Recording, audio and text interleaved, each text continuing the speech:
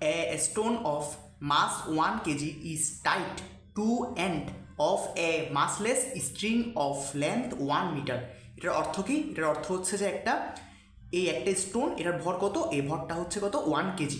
ঠিক আছে, এটা কার সাথে লাগানো আছে? এটা হচ্ছে একটা মাসলেস অর্থাৎ ভরহীন সুতার সাথে লাগানো আছে। ওকে, তাহলে এটা একটা ভরহীন সুতা, এটা হচ্ছে একটা স্টোন অর্থাৎ পাথর। এই পাথরটার ভর কত? এই পাথরটার ভর হচ্ছে 1 কেজি। আচ্ছা, এরপর কি বলছে? If the breaking tension of the string is 400 newton then maximum linear velocity the stone can have without breaking the string while rotating in horizontal plane is. অর্থাৎ আমার এই একটা সুতা দেওয়া আছে, সুতাটার কোনো ভর নাই, এই সুতাটা হচ্ছে ভরহীন একটা সুতা। এই ভরহীন সুতাটার একদম প্রান্তে আমি একটা 1 কেজি ভরের পাথর বাঁধলাম। ওকে, সো এরপর আমি এই সুতাটা সহ এই পাথরকে হরিজন্টাল প্লেন অর্থাৎ একটা আনুভূমিক তলে এভাবে মুভ করাচ্ছি, ঘুরাচ্ছি। ঠিক আছে, যদি এই সুতাটা সর্বোচ্চ 400 নিউটন ফোর্স সহ্য করতে পারে, টান সহ্য করতে পারে, তাহলে আমি যে এই পাথরটাকে ঘুরাচ্ছি এভাবে, সো পাথরটার সর্বোচ্চ কৌণিক বেগ কত হবে। ঠিক আছে, সো আমরা যেটা র্যান্ডমলি সলভ করি, আমরা যে ম্যাথগুলো র্যান্ডমলি করি, ওখানে কি ওখানে এরকম থাকে যে হচ্ছে এই একটা সরল দোলক দেওয়া আছে, এটা এভাবে ঘুরতেছে, মানে এখান থেকে এখানে যাচ্ছে, এভাবে ঘুরতেছে। বাট এখন ব্যাপারটা হচ্ছে ওরকম না, এখন ব্যাপারটা হচ্ছে যে এই জিনিসটা এই পাথর বাঁধা আছে সুতার প্রান্তে, এভাবে ঘুরতেছে। ওকে, এভাবে ঘুরতেছে। ঠিক আছে, তো এখন দেখো আমরা এখানে অনেকগুলো বল না, এই একটা সুতার টান বল, আবার এদিকে এমজি, আবার ও যে ঘুরতেছে, সো ও সিস্টেম না, যে ঘুরতেছে ও সিস্টেম না, তো সিস্টেম অবশ্যই কেন্দ্রবিমুখী বল ফিল করবে। সো অনেকগুলো বল আসছে না, অনেকগুলো বল আসলে আমরা কী করবো? অনেকগুলো বল আসলে আমরা হচ্ছে যে এক্স অক্ষ ওয়াই অক্ষ বরাবর ভেঙে ভেঙে ইকুয়েশন দিব। ঠিক আছে, সো এখন দেখো ও কি এই সুতো দিয়ে বাঁধা এই অনুভূমিক তলটাতে হচ্ছে এই পাথরটা ঘুরতেছে। ঠিক আছে, তো এই বরাবর এক্স অক্ষ চিন্তা করলে ও তো পাথর, ও ঘুরতেছে, ও সিস্টেম। ওকে, সিস্টেম অলওয়েজ বিপরীত দিকে কী ফিল করবে? বিপরীত দিকে একটা কেন্দ্রবিমুখী বল ফিল করবে। ঠিক আছে, তাহলে ও বিপরীত দিকে কী ফিল করতেছে?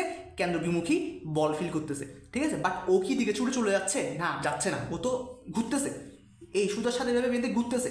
তার মানে কি ওর এই দিক বরাবর যে কেন্দ্রবিমুখী বলটা আছে, এটা এই দিক বরাবর কোনো একটা বল নিষ্ক্রিয় করতেছে।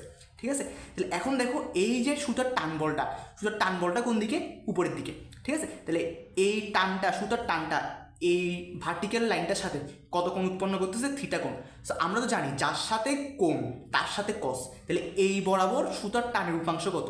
টি কস থিটা। ওকে, আর এই বরাবর সুতার টানের উপাংশ কত? টি সাইন থিটা। তাহলে এই বরাবর সুতার টানের উপাংশ কত? টি সাইন থিটা। তাহলে আমরা কি বলতে পারি? এই যে সুতার টানের টি সাইন থিটা উপাংশটা, এই টি সাইন থিটা উপাংশটাই হচ্ছে যে এই পাথরটার উপর যে কেন্দ্রবিমুখী বল কাজ করতেছে ওটাকে নিষ্ক্রিয় করতেছে। ঠিক আছে, তো কেন্দ্রবিমুখী বল কত? mv স্কয়ার বাই আর, যেখানে আর কি? আর হচ্ছে যে এই ও যে ঘুরতেছে এই ঘূর্ণন পথটার ব্যাসার্ধ। ঠিক আছে, এখন বলো আমাকে এখানে আর এর মান দেওয়া আছে, এটা তো আর। আমাকে বলা হয়েছে কি? আমাকে বলা হয়েছে হচ্ছে যে সুতার দৈর্ঘ্য 1 মিটার। তার মানে কি এই এলটা যেটা সুতার দৈর্ঘ্য, এটা কত? এটা হচ্ছে 1 মিটার। আচ্ছা, আমার কাছে আর এর মানটা জানা নেই। এখন দেখো তো, এটা এল, এটা সুতার দৈর্ঘ্য, এই বরাবর এল এর কি পরিমাণ উপাংশ করতেছে? এল এর এটা হচ্ছে যে বলের উপাংশ, মানে সুতা যে টান দিচ্ছে ওই টানটার উপাংশ টি সাইন থিটা। আমরা যদি আবার সুতার দৈর্ঘ্যের উপাংশ চিন্তা করি, এই বরাবর কত? এল সাইন থিটা হবে না?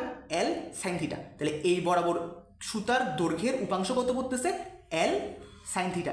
এই এল সাইন থিটাটাই তো হচ্ছে যে আর, যে ঘূর্ণন পথে হচ্ছে যে ও ঘুরতেছে ওটার ব্যাসার্ধ, তাই না? তাহলে আমি কি বলতে পারি? এই এল এর এই দিক বরাবর যে উপাংশটা করছে এল সাইন থিটা, ওটাই হচ্ছে আমার আর। আচ্ছা, তাহলে এই এক্স অক্ষ বরাবর আমি সব করলাম, এবার হচ্ছে ওয়াই অক্ষ বরাবর চিন্তা করো তো, সুতার টানের কোন উপাংশটা পড়তেছে? যার সাথে কোন তার সাথে কস, তাহলে টি কস থিটা পড়তেছে এদিকে, আর নিচের দিকে আছে এমজি। এখন দেখো তো, সুতা এই পাথরটা কি ছিঁড়ে পড়ে যাচ্ছে? পড়ে যাচ্ছে না। তার মানে আমি কি বলতে পারি? ওয়াই অক্ষ বরাবর যে বল কাজ করতেছে এই দিকের বল সমান এদিকের বল, তাহলে কি বলতে পারি? টি কস থিটা সমান হচ্ছে যে এমজি। তাহলে আমি এক্স অক্ষ বরাবর ইকুয়েশন আর ওয়াই অক্ষ বরাবর যে ইকুয়েশন দিলাম ওই ইকুয়েশনগুলো লিখে ফেলি। ওকে, তাহলে এক্স অক্ষ বরাবর লিখলে কি হবে? টি সাইন থিটা ইকুয়ালস টু হচ্ছে কি mv স্কয়ার বাই আর। আবার আর কত পাইছি? এল সাইন থিটা। এবার যদি ওয়াই অক্ষ বরাবর ইকুয়েশন লিখি, টি কস থিটা সমান mg, টি কস থিটা সমান mg। আচ্ছা, তাহলে এখন যদি আমি এখান থেকে কস থিটা বের করি, কস থিটার মান আসে কত? mg by T. আর এখান থেকে যদি সাইন স্কোয়ার থিটা বের করি, সাইন স্কোয়ার থিটার মান আসে কত? সাইন স্কোয়ার থিটার মান আসে হচ্ছে যে আমার MV square by L, MV square by L, আর টিটাই দিকে ট্রান্সফার হয়ে যাচ্ছে এটি। তাহলে আমি এইখানে সাইন স্কোয়ার থিটা পেলাম। তাহলে আমি যদি এখান থেকে যে কস থিটাটা পাইছি আমরা, এটাকে যদি কস স্কোয়ার করে ফেলি, তাহলে কস স্কোয়ার থিটা কত আসে? কস স্কোয়ার থিটা আসে হচ্ছে যে M square G square divide হচ্ছে টি স্কোয়ার। ওকে, সো এখন দেখো আমি এই দুটি ইকুয়েশন পেলাম। আমার থেকে এখান থেকে কোনটা বের করা লাগতেছে? আমার থেকে বের করা লাগতেছে হচ্ছে যে এই বিটা। এই বিটা কি? এই যে পাথরটা এই কৌণিক বেগ, একটা কৌণিক বেগ নিয়ে ঘুরতেছে এখানে, ঠিক আছে? আমরা কৌণিক বেগটা বের করবো না, আমরা পাথরটা যে এই যে হরিজন্টাল প্লেনটাতে ঘুরতেছে কি পরিমাণ রৈখিক বেগ নিয়ে ঘুরতেছে, ওই রৈখিক বেগটা বের করবো। ওই রৈখিক বেগটাই হচ্ছে যে ভি, ঠিক আছে? তো আমি সাইন স্কোয়ার থিটা জানি, কস স্কোয়ার থিটা জানি। আমি যদি এই ইকুয়েশন আর ইকুয়েশনকে যোগ দিই, তাহলে কি আসে? 1 ইকুয়ালস টু কত?